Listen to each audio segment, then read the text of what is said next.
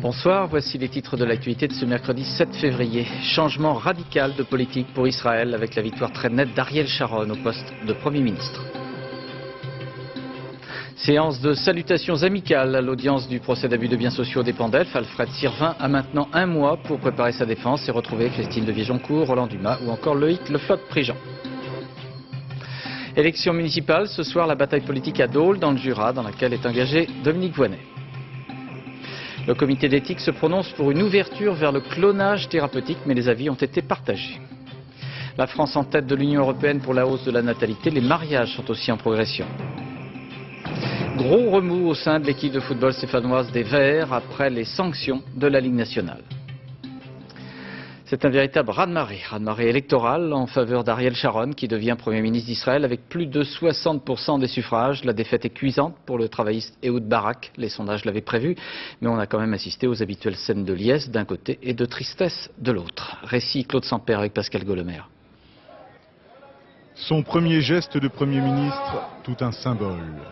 Une visite au mur des lamentations à Jérusalem, le lieu le plus sacré du judaïsme. Ariel Sharon, au lendemain de son triomphe électoral, veut ainsi marquer son attachement à Jérusalem, capitale unifiée et indivisible du peuple juif. Toutes les fois que je viens ici, dit-il, je suis ému. Et c'est encore une fois le cas. J'espère apporter au peuple d'Israël la sécurité et la paix. Quelques heures plus tôt, Ariel Sharon s'est rendu sur la tombe de sa femme, Lily, décédée il y a quelques mois d'un cancer. Quelques instants de recueillement, avec tout autour de lui, de très nombreux gardes du corps. La tâche qui attend le nouveau Premier ministre est considérable. Dès la fin de matinée, première réunion de travail avec la délégation qu'il va envoyer prochainement à Washington pour expliquer ses intentions. Ariel Sharon sait qu'il souffre d'une très mauvaise image de marque à l'étranger et qu'il doit vite donner sa position sur le processus de paix. Hier soir, lors de la grande fête après la victoire, Ariel Sharon arrive vers 1 h du matin sous les applaudissements de ses militants. Il prononce alors un discours très modéré, sous quelques sifflets.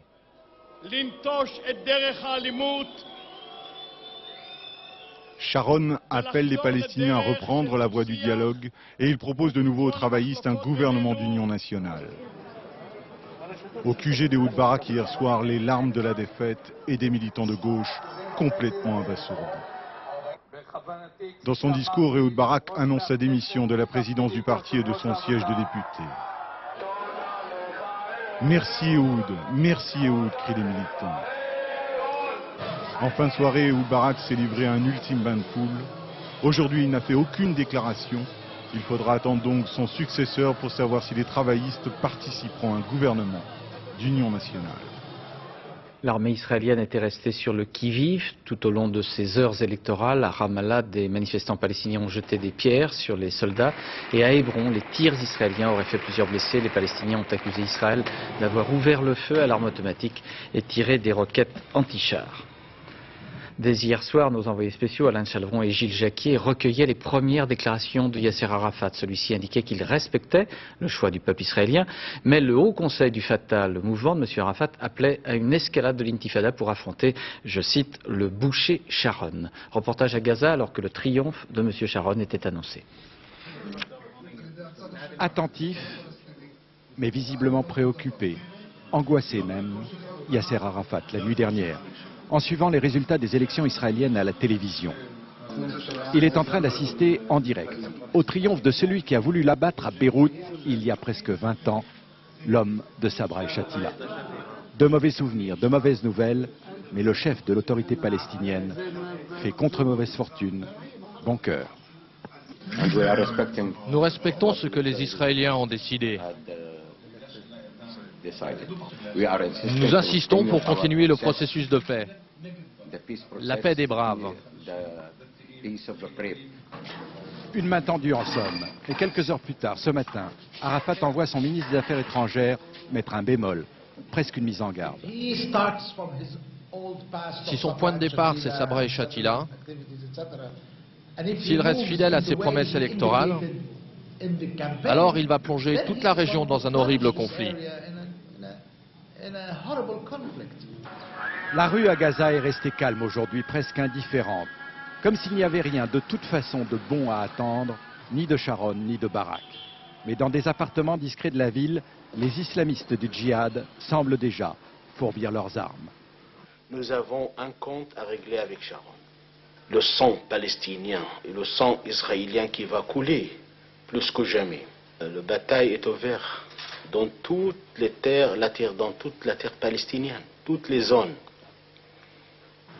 Yasser Arafat a donné de discrètes consignes d'apaisement, éviter toute provocation dans cette période délicate. Le problème est qu'il ne contrôle pas tout, et surtout pas les islamistes. De leur côté, les colons juifs ont fait pleinement confiance à Ariel Sharon. Ils ont donc voté pour lui en très grande majorité. Reportage à Psagot, une colonie juive, c'est près de Ramallah. Reportage de Pascal Colomer et Alain Grégo. Les immeubles de Ramallah ne sont qu'à quelques centaines de mètres à vol d'oiseau. Perchée en haut d'une colline, la colonie de Psagot. Depuis octobre dernier, elle est régulièrement la cible de tirs palestiniens. Hier, il y eut ici encore moins de suspense que partout ailleurs en Israël. 494 votants, 494 bulletins pour Ariel Sharon. C'est clair et net. Menachem Gourari est ravi et lorsqu'aujourd'hui il entend le nouveau Premier ministre assurer que la paix se fera, mais au prix de quelques concessions, il ne s'inquiète pas le moins du monde pour les colonies.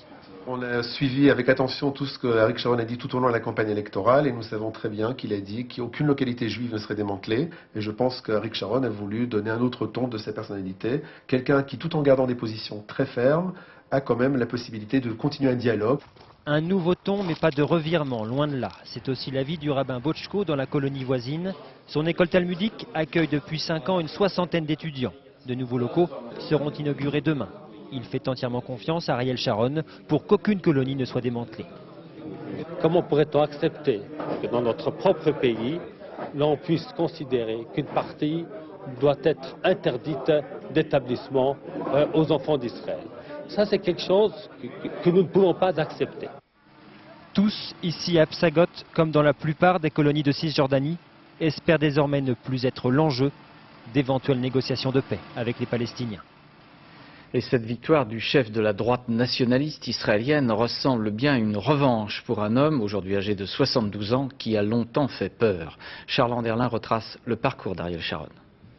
Le nom d'Ariel Sharon est lié à ceux de Sabra et Shatila, les camps de réfugiés palestiniens de Beyrouth, où en septembre 1982, des miliciens chrétiens ont massacré une population civile.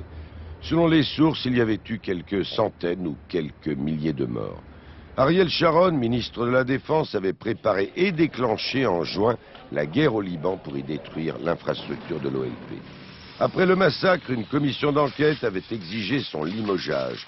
C'est Sharon qui avait autorisé les phalangistes à passer par les lignes israéliennes et à pénétrer dans les camps. Responsable politique, il lui incombait l'obligation de prévoir l'éventualité d'un massacre.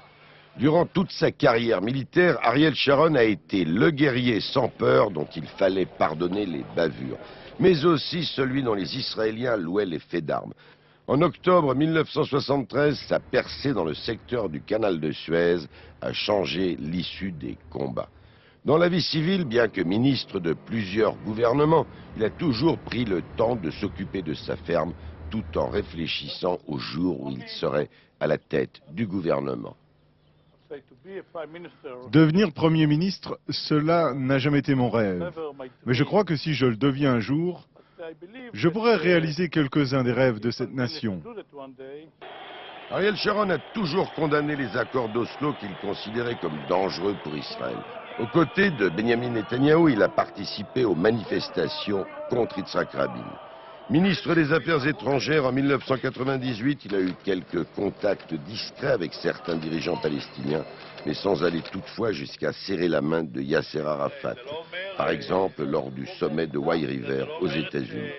Premier ministre, il tentera d'appliquer ses principes, et d'abord le refus de toute nouvelle concession territoriale aux Palestiniens. Charles Anderlin, donc moins de 24 heures après ce succès électoral, quelles sont les premières impressions, les premiers sentiments en Israël? Eh bien écoutez, du côté de M. Sharon et de ses conseillers, tout tient en un seul mot, urgence. Urgence à l'intérieur, il doit former le plus rapidement possible un gouvernement parce que si le budget de l'État n'est pas voté d'ici la fin mars, eh bien il y aura de nouvelles élections en Israël. Il ne manque plus que cela. Urgence également vis-à-vis de l'étranger, il s'agit de calmer les appréhensions du monde arabe, des Palestiniens, de la communauté internationale. Vous l'avez vu, une délégation part à Washington pour les premiers contacts avec l'administration Bush. Et puis, pour revenir au plan intérieur, il s'agit de former un gouvernement, si possible, avec l'Union nationale, avec les travaillistes. Les travaillistes qui ont leurs propres problèmes, qui n'ont plus de chef avec la démission de M. Barak. Cela devrait également calmer la communauté internationale si les travaillistes rentrent au gouvernement. Dans l'état actuel des choses, il n'en est pas question. En effet, les travaillistes essayent d'obtenir de M. Sharon des choses qu'il aura du mal à leur octroyer. Donc, aujourd'hui, M. Sharon, on peut bien le dire, je m'excuse, M. Sharon n'a pas de délai de grâce. Merci Charles. Les réactions internationales à cette élection sont plus que circonspectes. Il ne faut pas oublier que M. Sharon fut pendant un temps persona non grata dans plusieurs pays occidentaux, tandis que les pays arabes se partagent entre la crainte et l'impression, je cite, d'un danger de guerre. Commentaire Gérard Grisbeck. À croire que chacun s'est donné le mot. Dans toutes les capitales, on entend le même discours, attendre et voir. Dans le monde arabe, la déception est grande, même si la victoire d'Ariel Sharon n'est pas une surprise. En Syrie, au Liban et en Égypte, on se montre très prudent. Si on juge Ariel Sharon sur ses déclarations et sa politique passée, il y a de quoi être très pessimiste. Aussi, nous devons attendre un peu pour savoir ce qu'il a à nous dire en tant que Premier ministre. Dès hier au soir, la Suède, qui préside l'Union européenne, appelait à la poursuite du processus de paix. À Paris, en septembre dernier, on avait fermement condamné la visite d'Ariel Sharon sur l'esplanade des mosquées. Aujourd'hui, on attend un signal d'Israël. On va attendre de voir quel est le gouvernement, quel est son programme, quelle est son attitude par rapport à la question des relations avec les Palestiniens, par rapport à la question de la paix avec les Palestiniens, son attitude par rapport aux avancées, ce qui avait été envisagé au cours des mois écoulés en ce qui concerne le territoire de l'État palestinien, en ce qui concerne les réfugiés, en ce qui concerne Jérusalem, tous les sujets. C'est à partir de là que nous déterminerons notre position. Prudence toujours, cette fois aux États-Unis, où le nouveau président n'a pas encore dévoilé sa politique. Nous continuerons à aider les parties en conflit à promouvoir un environnement de stabilité et de calme pour donner au gouvernement de Sharon une chance de faire ce qu'il dit. Chacun sait pourtant que l'élection d'Ariel Sharon marque un tournant, puisqu'à Washington, on ne parle plus de processus de paix, mais de négociation. Voilà, vous pourrez retrouver le dossier des élections israéliennes sur le site internet france2.fr. Alfred Sirvin était bien à l'audience à 13h30 de la 11e chambre correctionnelle de Paris où l'on juge l'affaire d'abus de biens sociaux aux dépens d'Elf. Le procès a été renvoyé au 12 mars, le temps pour Alfred Sirvin de préparer sa défense, mais à la mi-journée, il a pu saluer ses relations d'autrefois. Compte rendu Dominique Verdeillan et Jean-Yves Blanc. Motard, gyrophare, fourgon individuel, Alfred Sirvin s'apprête à retrouver ses relations d'hier. Celui qui fut le grand absent du procès va voler la vedette à ses 6 co-prévenus. À l'intérieur, on scrute les arrivées, mais Sirvin, détenu depuis hier, fera une entrée dans le box, hors la présence des caméras.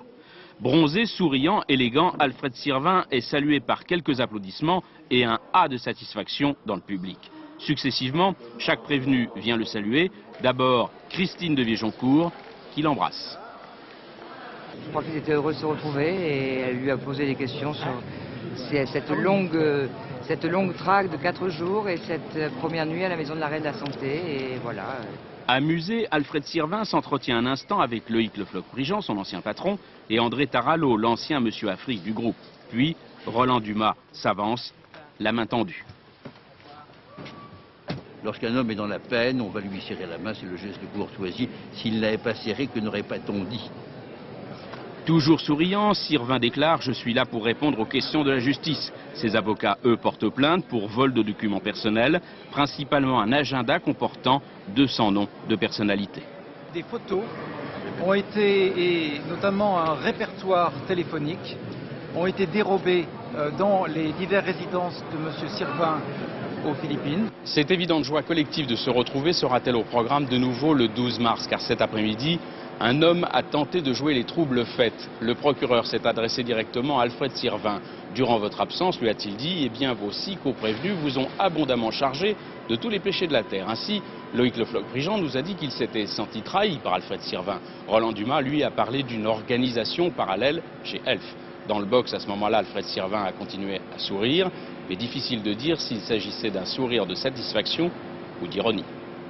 Pas de prescription pour les faits criminels reprochés à Émile Louis, qui a reconnu le meurtre de 7 jeunes femmes à la fin des années 70 dans l'Yonne. Pour le juge, il s'agit d'enlèvement et de séquestration, crimes pour lesquels il ne peut y avoir de prescription. Une nouvelle comparution en justice du rappeur Joey Starr. Il a été interpellé hier à son domicile. Lors de la perquisition, les policiers ont trouvé de la cocaïne et un pistolet automatique. Joey Starr a été condamné à 1 mois de prison ferme. Premier conseil des ministres pour le nouveau ministre délégué à la Santé, Bernard Kouchner. Bernard Kouchner qui a manifesté son plaisir de travailler avec Elisabeth Guigou en précisant que cette fonction allait un peu le changer après le Kosovo. Reportage Arnaud Boutet et Alain Poirier. Dans les travées de l'hémicycle, Bernard Kouchner salue, sourit. Certains de ses amis sont là et il ne veut oublier personne. Depuis ce matin, le nouveau ministre délégué à la Santé affiche la même satisfaction. À la sortie du Conseil des ministres, il prend son ministre de tutelle par le bras. Elisabeth Guigou, Bernard Kouchner, le duo de charme pose et enchaîne les amabilités. Nous parlerons le plus souvent possible à deux, si vous le permettez, Madame le ministre. Tout à fait, mon cher ami. On fera les choses ensemble. Bernard a beaucoup d'expérience. En plus, c'est un ami proche. Donc, je suis sûre que... Voilà. Enfin, moi, en tout cas, je suis très heureuse qu'il arrive. Voilà. Moi, je suis très heureux d'être là. Ça me change un peu. Pas de rivalité donc, au contraire, les deux ministres soignent leur bonheur apparent. Ils précisent que la répartition des dossiers a déjà commencé. La maîtrise des dépenses de santé, la vache folle, voilà ce qui attend Bernard Kouchner. Autre ambiance à la sortie de Dominique Gillot. Ses attributions sont désormais réduites, elle refuse d'y voir là une sanction. Ses déclarations sur le nombre de morts causées par la maladie de la vache folle ont pu choquer, elle s'en étonne encore aujourd'hui. Il y a quelques journalistes qui ont considéré que j'avais eu des propos malencontreux. Bon, écoutez, l'avenir nous dira comment l'histoire analysera cette réponse. Le populaire Bernard Kouchner renforce donc le gouvernement. C'est important pour l'image de l'équipe Jospin en pleine période électorale. La campagne pour les élections municipales, justement, hier soir au Havre, un rassemblement de la liste associant des socialistes dissidents et des Verts a été annulé. Les chasseurs, ceux-ci, s'étaient invités à la réunion avec des injures, des pétards et des boules puantes. À Dole, dans le Jura, le débat politique est plus calme. Dans cette ville, Dominique Voynet livre un combat difficile face au maire UDF, Gilbert Barbier, en place depuis 18 ans. Reportage Laurence Ostolaza et Valérie Lucas. Sur les rives du Doubs, Dole, la discrète. La cité de Pasteur et ses 26 000 habitants auraient presque pu rester anonymes si un duel médiatique n'avait attiré micros et caméras du pays tout entier. Il faut dire que l'enjeu est national, ministre oblige. Face à face, deux personnalités que tout oppose, le style, la génération, le type d'ambition. D'un côté, la fougue d'une ministre Quadra. De l'autre, la sérénité d'un élu local installé depuis 18 ans. Gilbert Barbier a fait sa réputation sur la baisse de la fiscalité communale et sur une politique de grands travaux jugée somptuaire par ses détracteurs.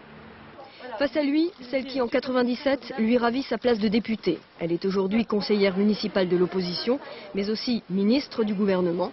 Et en briguant la mairie de Dole, certains lui prêtent déjà d'autres ambitions. Léger agacement. C'est les militants verts qui vont choisir leur candidat pour les présidentielles. Vous savez parfaitement que je n'ai pas pris de décision en la matière, mais je ne la prendrai pas non plus en fonction du résultat de Dole. Stature nationale contre ambition locale. Entre les deux candidats, la guerre est ouverte. Petite phrase à l'appui. Moi je sers les Dolois, je ne m'en sers pas. Loin des attaques électorales et des stratégies de parti, ce qui préoccupe aujourd'hui les Dolois, c'est leur quotidien. Priorité ? Peut-être la sécurité déjà. Oui, la sécurité dans les UP. Ce qu'on aimerait bien, c'est qu'il y ait du travail à Dole. Parce que les jeunes, ils s'en vont tous de Dole. Il n'y a plus de boulot, hein, alors ils partent. Stopper l'hémorragie de la population en développant l'emploi, c'est justement un des thèmes de campagne de Dominique Voynet. D'abord, la relance de l'activité et de l'emploi. C'est pourquoi nous créerons une agence de développement économique du bassin dolois, avec les moyens nécessaires pour accompagner les créateurs.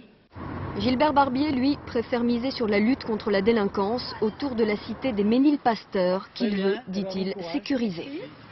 Je veux armer la police municipale, oui, parce que dans quelques circonstances, la police municipale actuellement travaille jusqu'à 2 h du matin, qu'il n'y a pas que des enfants de cœur dans le secteur. En faisant campagne sur le thème de la sécurité, Gilbert Barbier concurrence la liste d'extrême droite, qui avait réalisé un score de 12% aux dernières municipales.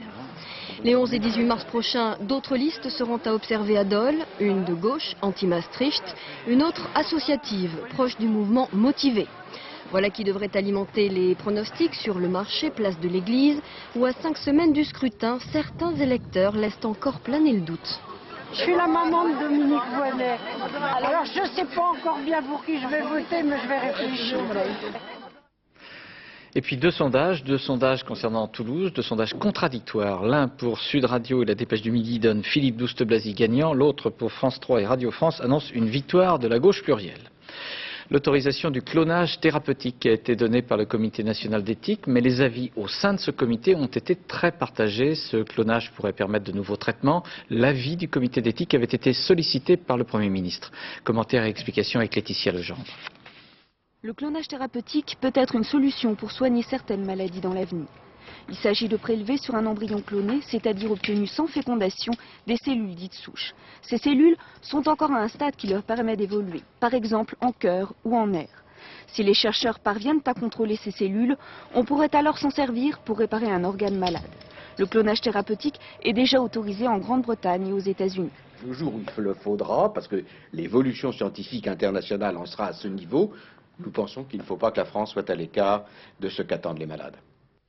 Un avis partagé par 17 des 30 membres du comité d'éthique. Pour les autres, le clonage thérapeutique pose des problèmes d'ordre moral. C'est considérer qu'on va fabriquer des embryons humains comme des choses, même des choses utiles comme un médicament et non pas comme des possibilités de petits bébés. Donc c'est une chosification de l'embryon. Aujourd'hui, il y a d'un côté d'énormes objections morales, d'un autre côté vraiment pas d'urgence, de nécessité. Le Premier ministre attendait l'avis du comité d'éthique pour décider d'autoriser ou pas le clonage thérapeutique. Réponse au printemps prochain. L'année 2000 fut l'année des bébés, l'année des mariés. La France est en effet en tête des pays européens pour la hausse de la natalité. Entre l'amour et la raison, il y a sans doute beaucoup d'explications à cela. Enquête Florent Muller, Frédéric Vion et Hélène Vergne. Après 20 ans de baby blues, la France pouponne à nouveau. En l'an 2000, 779 000 bambins ont vu le jour, soit 35 000 de plus qu'en 1999. Mais une telle cascade d'accouchements ne se fait pas sans douleur. Dans la mesure où nous fonctionnons au maximum de nos capacités, nous réalisons 4500 accouchements par an, nous avons été amenés à réorienter de plus en plus de patientes sur d'autres maternités de la métropole lilloise. Le petit Alexandre et sa maman ont su trouver à la maternité de Lille un berceau accueillant. Pour autant, à l'avenir, la concurrence va être rude. La vie rêvée des Langes n'est pas de tout repos. C'est très compliqué d'avoir une place en crèche, très compliqué de trouver une nourrice. 2 enfants, ça complique encore plus les choses. Enfin, c'est vrai qu'on n'est pas aidé. Les causes de cette embellie tiennent de la météorologie. L'averse de couches et de biberons est due au vent de confiance qui souffle sur les ménages. Morale des ménages, mais aussi sur le plan concret, une baisse du chômage des jeunes par exemple, et du coup évidemment la possibilité de fonder des unions plus stables et éventuellement d'avoir des enfants. Et comme un heureux événement ne vient jamais seul, la mairie de Lille, elle, est investie par des hordes de candidats au mariage. L'année précédente, 304 000 couples ont pris d'assaut les registres d'état civil français. 6% de plus qu'en 99. Certaines s'y voient déjà. Je suis impatiente. Mais rien ne sert de courir, il faut s'inscrire à point. On a eu une dame qui demandait un mariage pour mai 2002. Donc bon, là, c'est vraiment trop tôt. Une mode nuptiale et natale qui a encore de beaux jours devant elle, car les jeunes mariés d'aujourd'hui seront sans doute les parents gaga de demain. L'inquiétude des organisations internationales de planning familial est très grande depuis les déclarations du président George Bush. Celui-ci entend supprimer les financements américains trop liés, selon lui, aux interruptions volontaires de grossesse. Cette suppression porterait atteinte à toutes les actions de prévention entreprises dans des pays socialement, économiquement en difficulté. Ainsi, en Roumanie, où Anne Ponsinet et Andrei Sora ont pu observer le travail associatif efficace en faveur des femmes. Devant la maison de Lucia, les seules voitures qui passent sont à cheval. Et c'est au bois que son mari chauffe la pièce unique de leur petite maison de briques de Torchi. Récemment, alors que la famille compte déjà 3 enfants, Quelque chose a changé dans la vie de Lucia, pauvre campagnarde de Roumanie. Cette nouveauté, c'est la contraception. J'ai voulu prendre cette contraception parce que j'avais peur d'avoir à faire encore un avortement. Vous en avez déjà fait? Oui, avant de prendre le stérilet, j'en ai fait 2. Lucia a opté pour le stérilet car elle n'était pas sûre d'avoir assez d'argent tous les mois pour la pilule. Le médecin est à une demi-heure de marche de chez elle. Il y a encore 2 ans, ici, on ne parlait pas de contraception. Grâce à des fonds américains, les médecins de cette campagne reculée de Roumanie sont peu à peu formés aux méthodes de planning familial. Ils n'avaient jamais rien appris à ce sujet avant.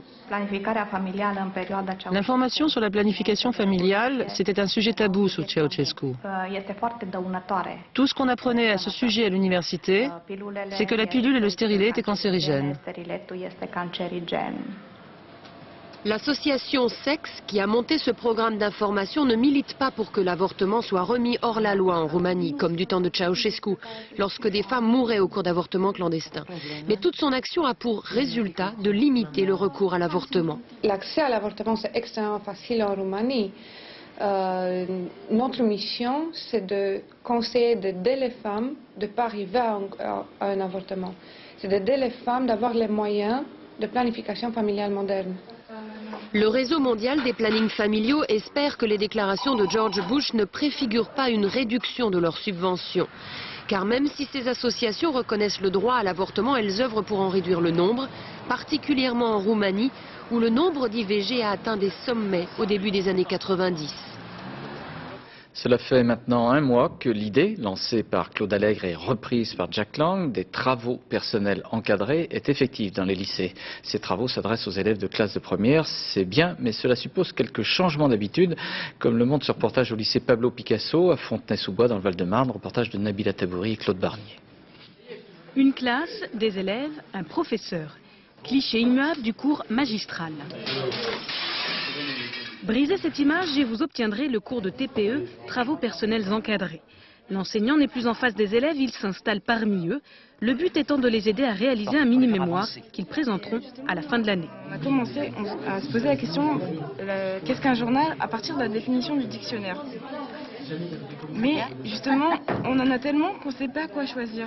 Il faut vraiment apprendre aux élèves à se retrouver dans la masse de documents qui se présentent.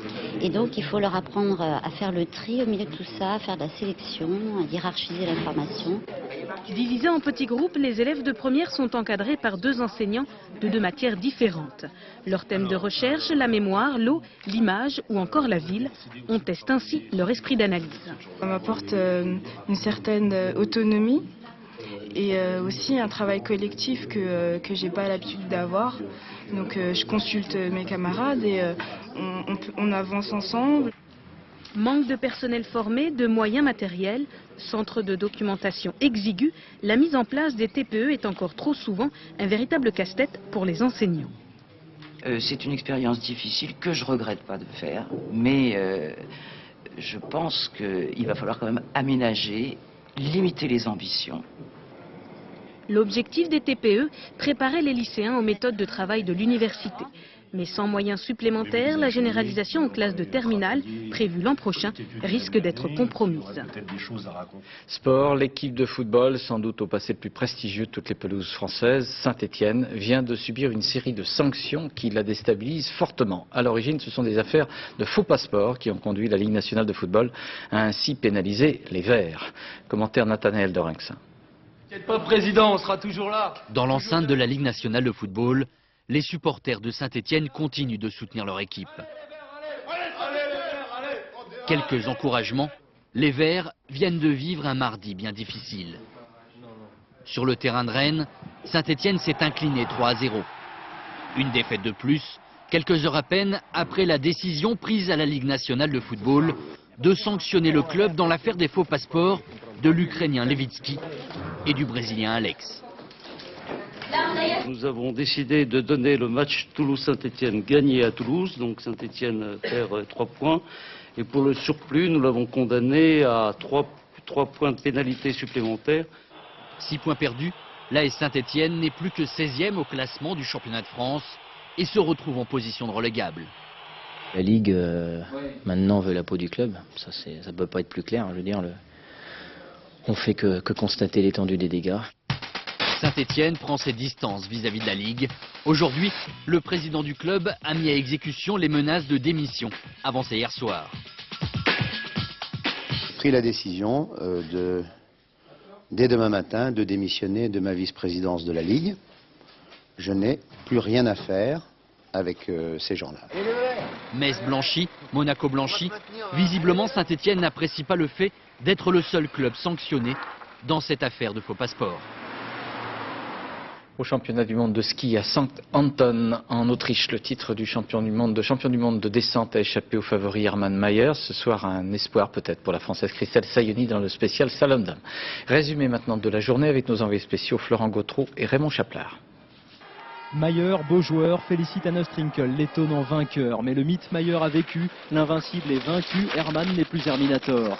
Avec son dossard numéro 3, il a profité d'une piste dure et intacte, mais comme en Super G la semaine dernière, sa première place n'a tenu que quelques minutes. Le temps pour un autre Autrichien, Hannes Trinkel, de faire parler le poids des ans et le poids tout court.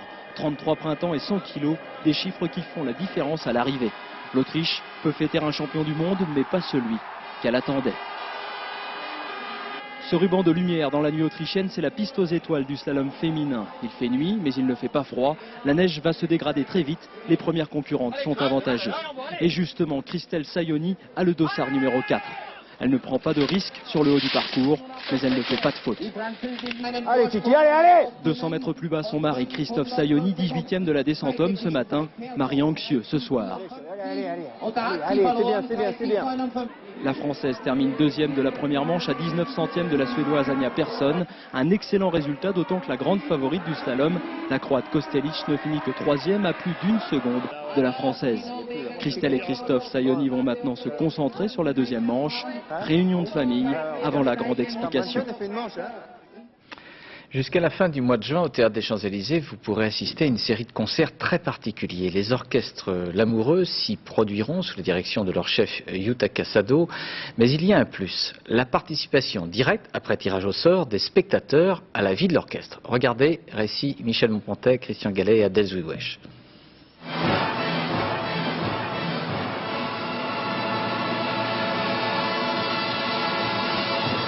Bon, eux, on connaît, ce sont les musiciens, et dans le noir, c'est nous, les spectateurs, invariablement. Entre eux et nous, comme un mur de verre infranchissable, le savoir. Et si un orchestre ouvrait enfin ses portes? À l'entrée des concerts Lamoureux, il y a désormais de drôles de personnages. Parce qu'on n'est pas forcé d'être sérieux ou endimanché pour aller écouter des concerts de grande musique. Et l'on découvre que les musiciens parlent et qu'ils sont faits de chair et d'os, un peu comme les spectateurs. C'est pas CD. Oui. C'est l'orchestre.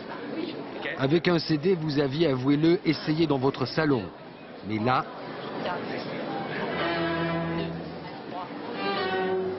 on aurait même le droit d'être un peu jaloux de cette chance, qu'on ait 7 ou 77 ans. Mais tu as 10 ans et on dirait un vieux.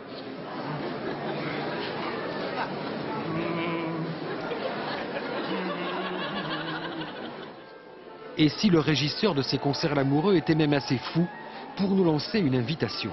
Vous serez dans l'orchestre, c'est-à-dire assis sur le plateau autour des musiciens. Ça vous intéresse? Ah bah oui, on accepte. Comme aussi a accepté. Il a 20 ans et ne connaît pas la musique, main moite sur la scène, et même un tout petit instant réservé d'ordinaire aux artistes, le trac. Et puis ce silence. Le silence d'où naît la musique.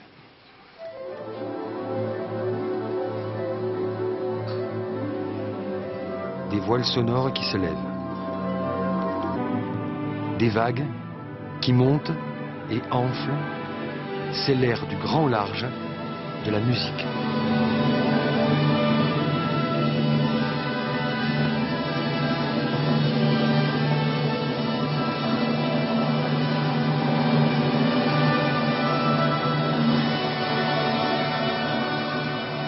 Je veux dire que c'était... c'est un peu comme les montagnes russes. Il y a un côté adrénaline qui monte en même temps que la musique. Et puis chaque soir, des spectateurs découvrent que ceux qui écoutent vraiment sont déjà musiciens. C'est jusqu'à la fin du mois de juin les concerts amoureux au Théâtre des Champs-Élysées. Enfin, cette invitation au Musée d'Histoire Naturelle de Londres. Un dinosaure attend le visiteur, il est animé, il pousse des cris, mais son approche n'est pas toujours agréable, comme le révèle Sébastien Leguet. Il arrive par les airs, dans sa camisole de force, comme Hannibal le cannibale. Monstre d'honneur du Musée d'Histoire Naturelle de Londres, bête parmi les bêtes. Elle n'aurait fait qu'une misérable bouchée de celle du Gévaudan. Pardonnez l'anachronisme, mais on ne sait plus vraiment où l'on en est. Démembré puis remembré, voilà qu'il ouvre enfin sa gueule et ses narines pour renifler la chair tendre. Quand je suis arrivée, j'ai pensé qu'il était vraiment très effrayant. Mais depuis que je l'ai touché, ça m'a un peu rassurée. Détrompe-toi, petit homme, ce tyrannosaure est plus perfide que tu ne le penses. Du fond de sa gorge, entre ses dents acérées, un souffle chaud s'échappera bientôt, un fumet putride aux vertus vomitives. Le T-Rex n'avait pas une haleine de chacal, non, c'était plus atroce encore, cela dépassait l'entendement. Les scientifiques, par souci de réalisme ou par simple perversité, vont nous faire revivre tout ça. Il aura un cycle digestif et on va le programmer comme s'il venait juste de tuer un dinosaure herbivore et qu'il s'apprêtait à le manger. Fatalement, des restes de nourriture pourrie vont s'incruster entre ses dents. Ça va puer à 10 mètres. Curieuse manière d'attirer les visiteurs. Les paléontologues, décidément, ne manquent pas d'air. Secondaire, bien sûr. Voilà, dernière information de ce journal, elle concerne les perturbations à prévoir dans les transports en région parisienne avec une grève à la RATP, à l'appel de la CGT. Le trafic ne devrait pas être trop affecté, notamment dans le métro, dit la direction de la RATP. Voilà, nous sommes à la fin de ce journal. Je vous rappelle deux actualités que nous avons développées. Tout d'abord, le changement radical de politique pour Israël, avec la victoire très nette d'Ariel Sharon au poste de Premier ministre. Premier discours plutôt apaisant et des délégations vont partir aux États-Unis et en Jordanie, envoyées par Ariel Sharon. La séance de salutations amicales, l'audience du procès d'abus de biens sociaux des Pandef. Alfred Sirven a maintenant un mois pour préparer sa défense et retrouver ainsi Christine de Viejoncourt, Roland Dumas ou Loïc Le Floch-Prigent. La météo, c'est dans quelques secondes avec Isabelle Martinet. Je vous recommande le film Judicaël après avec Charles Aznavour. Puis ça se discute avec Jean-Luc Delarue. À 0h40, le dernier journal vous sera présenté par Jean-Claude Renaud. Suivi des mots de minuit, le magazine de Philippe Lefebvre. Demain à 7h50, dans les 4 vérités, Gérard Morin recevra Jean Tibéry, le maire de Paris. Puis à 13h, vous trouverez bien sûr Gérard Rolls. À demain 20h. Bonsoir. Merci.